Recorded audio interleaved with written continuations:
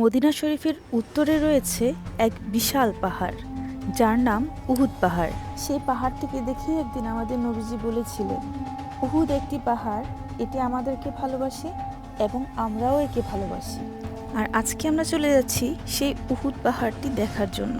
হিজরতের ৩য় বছরে ৬২০ খ্রিস্টাব্দে সেখানেই সংগঠিত হয় বিখ্যাত উহুদের যুদ্ধ।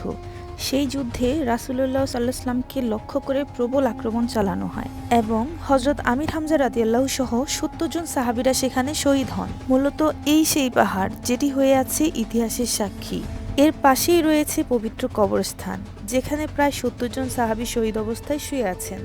সবচেয়ে সামনে রয়েছেন হযরত হামজা রাদিয়াল্লাহু। মূলত তিনিই ছিলেন শহীদদের নেতা।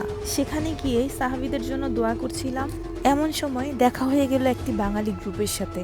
তারা মূলত এই যুদ্ধের ঘটনা সম্পর্কে ডিসকাস করছিল। সো আমি এবং আমার হাজব্যান্ড দাঁড়িয়ে দাঁড়িয়ে শুনছিলাম পুরো ঘটনা। সেখান থেকেই শোনা।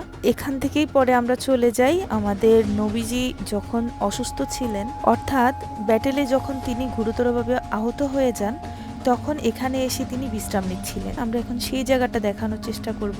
এখানে আসলে প্রচুর ভিড় ছিল, আমরা কোনোভাবেই জায়গা পাচ্ছিলাম না যে একটু ভিতরে ঢুকে দেখব।